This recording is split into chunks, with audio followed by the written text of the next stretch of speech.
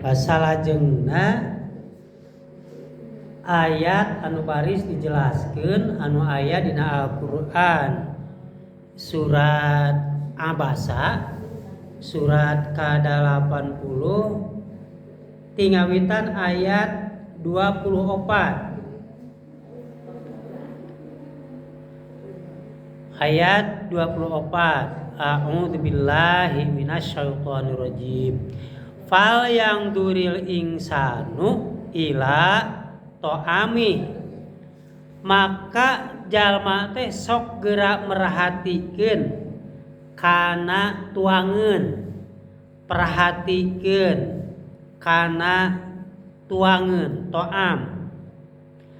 Anna sobabnal ma'a, soba kami nurunkeun hujan ti langit.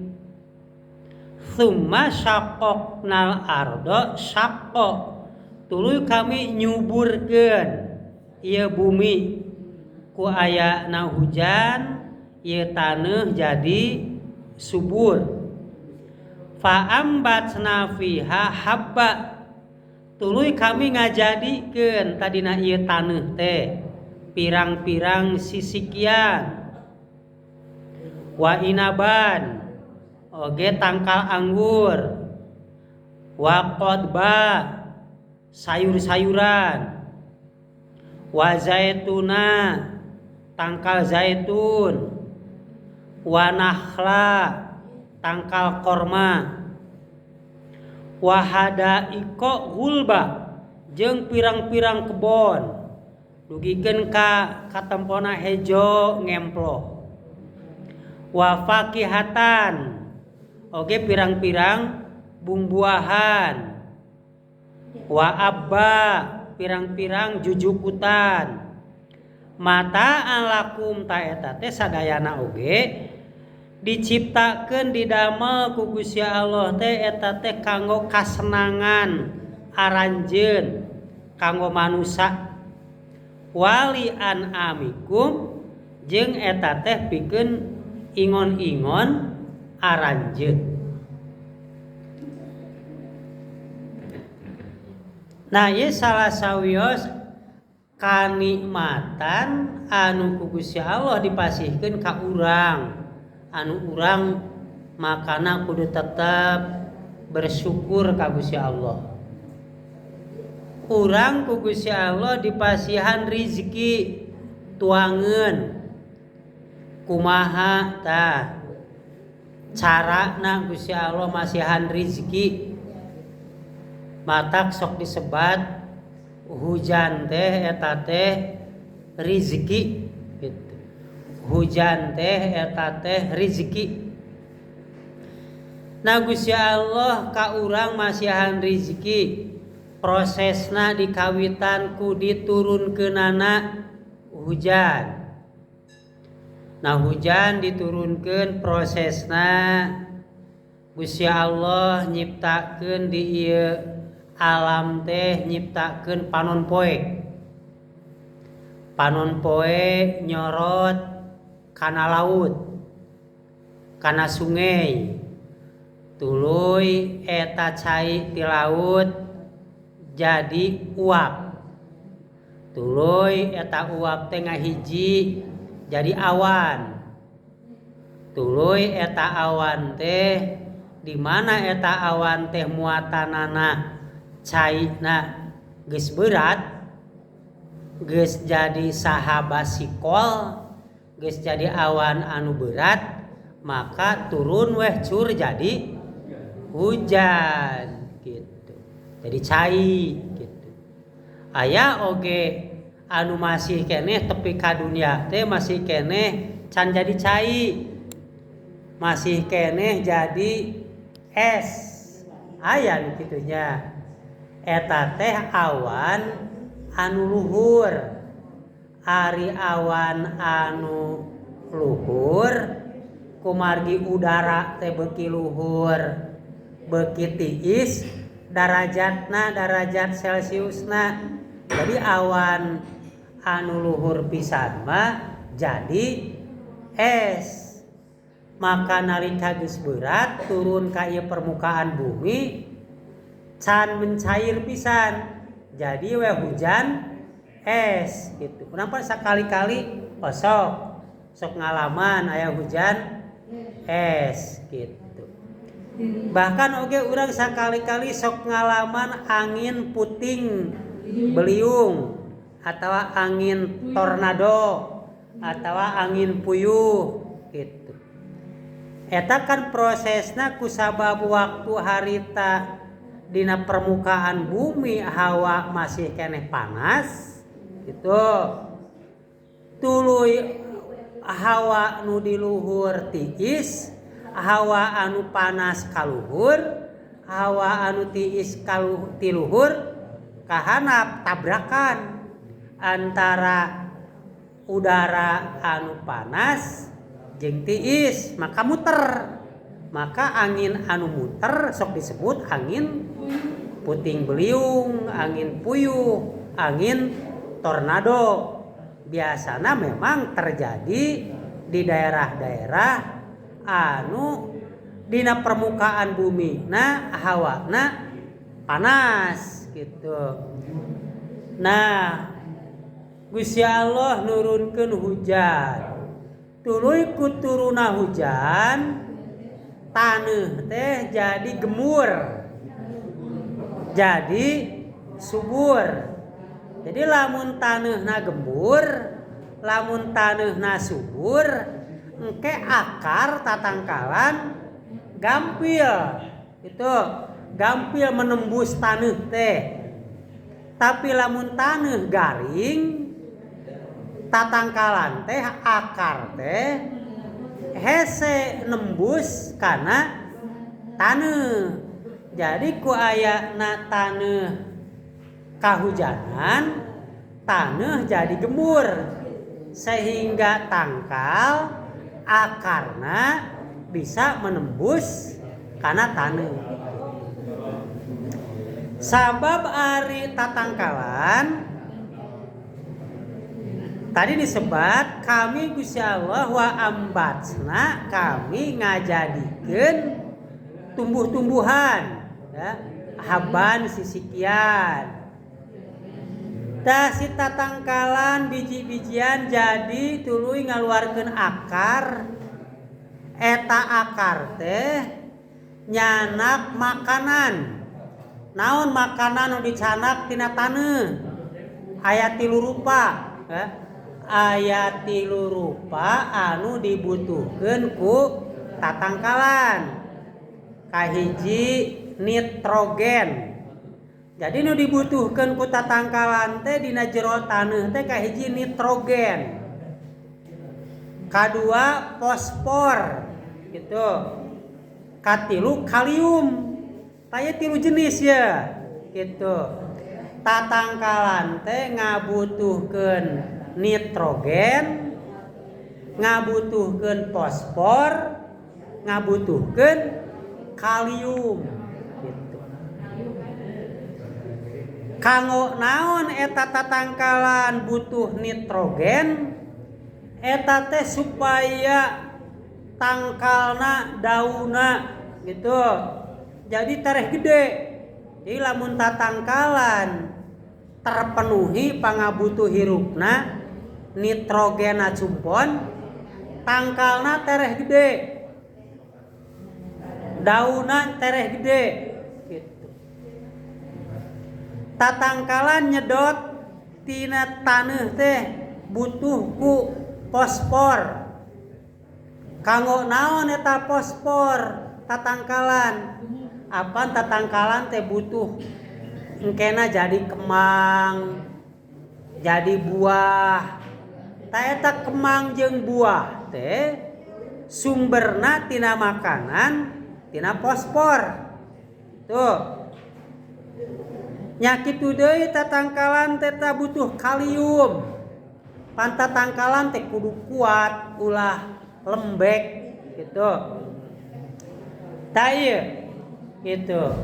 Tapi Gusti Allah oge tos masihan naha contona lamun urang melakeun cabe didinya keneh upamana dina polybag we atawa dina taneuh eta keneh aya cabe, aya tomat, aya paria. Tapi naha eta cabe mah buahna lada nya, ari tomat buahna haseum, ari paria buahna pahit. Nu dituang eta keneh yang dimakan oleh tangkal cabe nu didahar ku tomat, ku tangkal tomat nu didahar ku tangkal paria kan eta keneh tilu rupa nitrogen, kalium, fosfor eta keneh. Tah ieu hebatna Gusti Allah menciptakan berbagai macam tumbuh-tumbuhan, berbagai macam buah-buahan anu dibutuhkeun ku manusia. Manusia resep nu pahit, paria didahar. Manusia resep nu lada, cabe diopi. Manusia resep nu amis, tomat, anggur. Padahal dahareunana mah sarua eta keneh nitrogen keneh, fosfor keneh, kalium keneh eta keneh nu didahar. Naha tah kahiji alasanana memelihara gen turunan ya. Jadi cabe mah ada memang ti dituna ge lada. Terus we cabe mah moal pernah amis. Da genna geus kitu. Paria mah da ti dituna ge pahit. Turunan paria mah terus we pahit gitu. Tomat ti dituna amis aya haseuman kitu we. Jiga jelema daharna jalma sarua sangu. Tapi nalika contona dituang ku jalma anu turunan jangkung gede, nah tina sangu teh tuangna sangu anger. Eta jelema teh jarangkung gede we. Tuluy ya jalma da turunanana teh ditu turunan leutik, turunan begang. Mising dahar sangu 2 piring ge. Anger we. Begang gitu. Itu sok sanajan tuangna sami sangu. Tah eta nu nangtukeun teh gen kahiji eta nya gitu. Anu kadua Gusti Allah masieun kakuasaan contoh lamun dina cabe dina jero cabe teh aya nu sok nempel sikina kana anu bodasna di tengah-tengah cabe aya nu bodasna kan itu di jero cabe teh nu paragi nempel sikina atawa lamun dina tomat kan aya dagingna gitu. Tah eta anu memproses tah ieu mah kudu jadi lada. Jadi kakuasaan di Gusti Allah tah dijieun eta anu bodasna anu menempel anu paragi nempel siki tah eta anu ngarobah makanan tina nitrogen, fosfor, kalium tah ieu mah diubah jadi lada, jadi pedas gitu. Tanu ieu mah ngarobah jadi amis, tah ieu mah ngarobah jadi pahit gitu. Sanyana mah kepentingan pahit nah paria di bahasa Indonesia nama pare ya. Sundana paria, bahasa Indonesia nama pare gitu. Sanyana mah eta teh dibutuhkeun keur ngajaga eta buah paria supaya ulah diganggu ku sasatoan. Jadi we pahit. Itu eta teh sanyana mah racun paria teh. Paria teh racun. Racun supaya eta buah paria teu didahar ku sasatoan. Ngan ari keur jelema mah loba mangpaatna eta racun paria teh.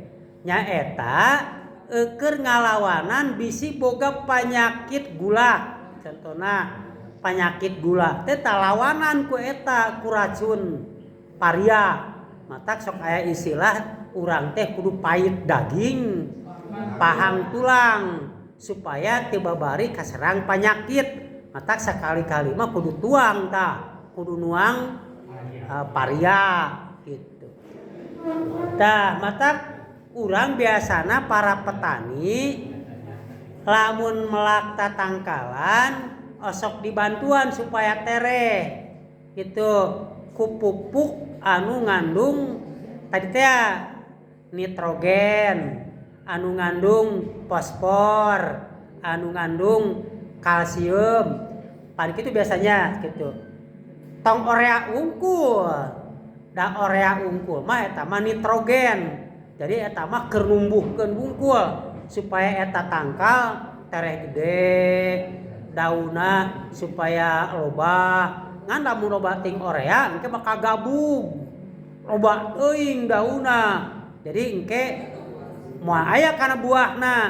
Jadi nu saimbang mah kudu pupuk anu saimbang we. Gitu. Aya nitrogena, aya fosforna, gitu aya kalsiumna, misuk aya teh ge sok diaranan. Naon contohna pupuk nu sok kumplitan teh ngaranna? Anu aya N, nu aya NPK. NPK. N teh kan nitrogen, P na fosfor, K na kalium. Biasana sok aya tulisan NPK 15 biasana gitu. Eta teh nitrogen 15, fosfor 15, kalsium 15. Jadi lamun geus dipupuk eta jongjon, pitangkaleun aya, pibuaheun aya kitu nya, piamiseun aya.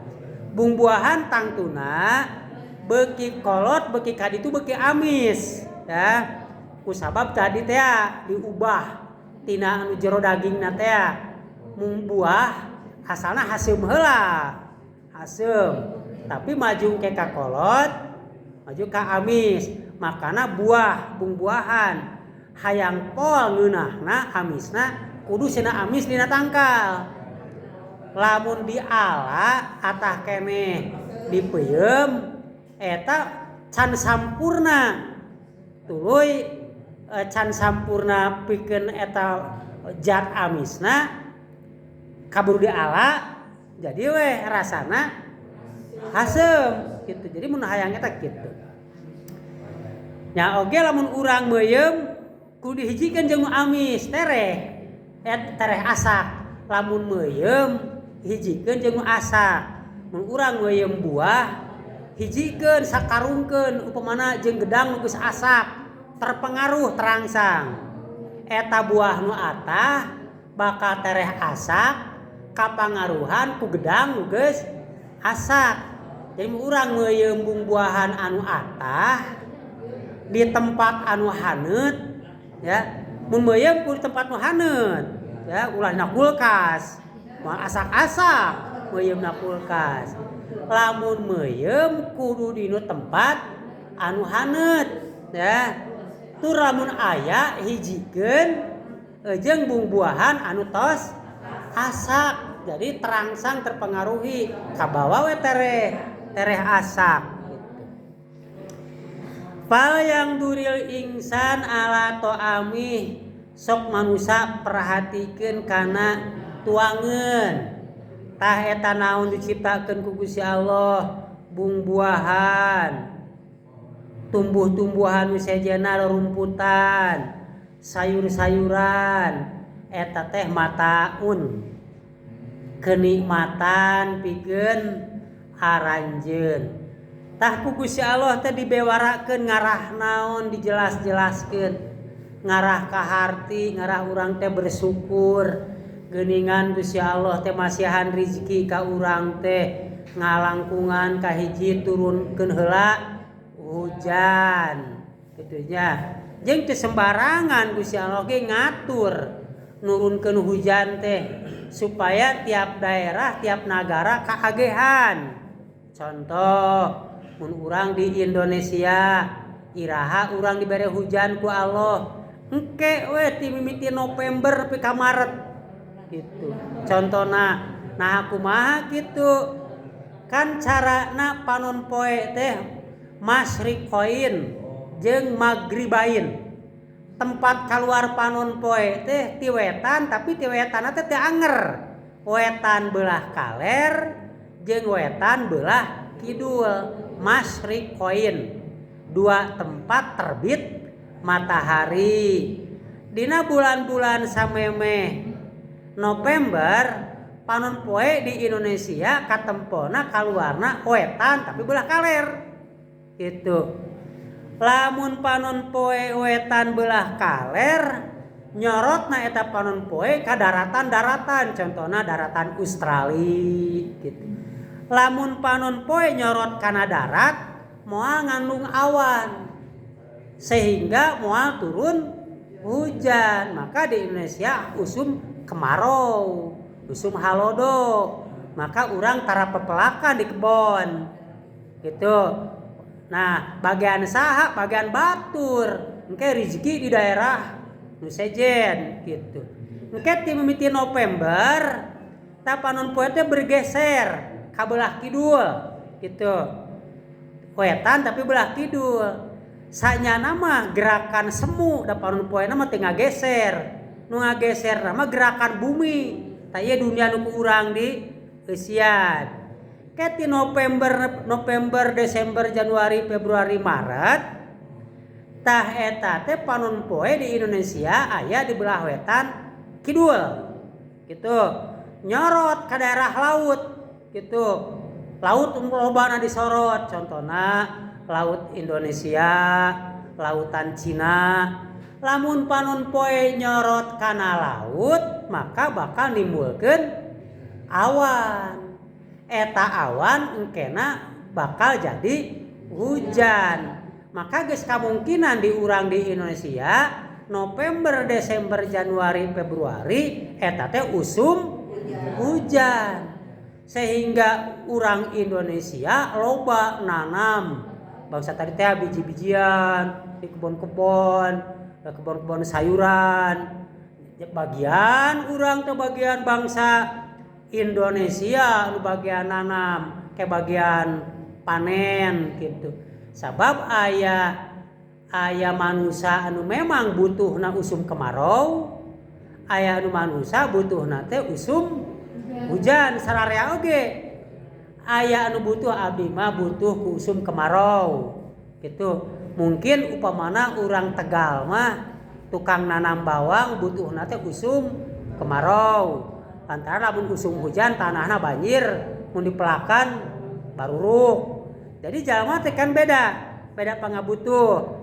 Tah ieu kanikmatan ti Gusti Allah, ayana usum kemarau jeung usum hujan oge, ieu teh kanikmatan anu ku Gusti Allah dibikeun ka urang.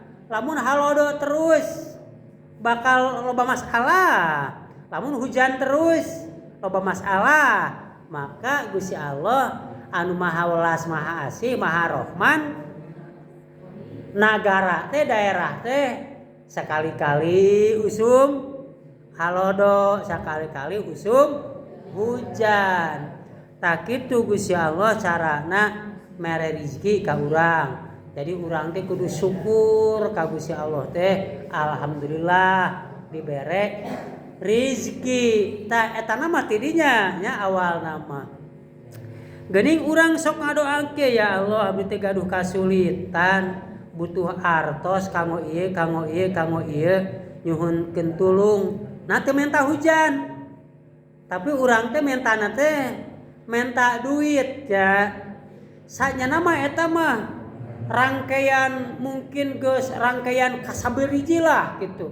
Anggar mimiti naon tina eta heula. Tina hujan heula gitu.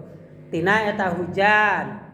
Jalma petani ngajual eta hasil tanina dibeli upamana ku anu meuli pangheulana teh disebut naon meuli sok loba teh grosir, beli ku banar ku grosir gitu. Ku grosir dijual ke pengecer gitu nya. Nah ku pengecer dijual ke konsumen. Ya tah ieu rangkaianana. Tuluy urang upamana urang teu milu kana rangkaian eta, da urang mah usahana di bidang jasa. Jadi guru, jadi tentara, jadi polisi. Tah ieu dikelola ku para pedagang atau dikelola ku nagara, tuluy ieu nagara nyiptakeun alat tukar. Alat tukar teh nyata duit gitu. Ari bareto mah kerjaan diciptakeun duit, barter. Ya, ngan sanggeusna nagara nyiptakeun duit, jadi duit merupakan alat tukar, maka urang akhirnya ngadoa esok, ya Allah abdi teh butuh artos kanggo menyelesaikan masalah, butuh ieu eta teh nu dipenta teh rezeki. Awalna mah tadi teh ya tina hujan kene, ngan prosesna tina hujan kana makanan, rangkaian perdagangan saling membutuhkan, diciptakan uang, jadi urang teh butuh duit gitu ja. Da duit mangan sakadar alat tukar, sewaktu-waktu mungkin bisa saja duit teh hargana jadi leutik, jadi murah. Lamun nagara teh bisa ngatur, bisa inflasi, bisa duit 100.000 nilaina bisa jadi 10.000 gitu ja. Da duit mah sanyana mah permainan ya. Alat tukar teh jadi bisa kadang-kadang bisa jatuh lamun nagara teu bisa ngurus memonitor karena monitoring eta duit kayak gitu nya. Ta sakitu anu dipihatur anu dibahas anu aya dina Al-Qur'an surat Abasa. Alhamdulillahirabbil alamin. Assalamualaikum warahmatullahi wabarakatuh.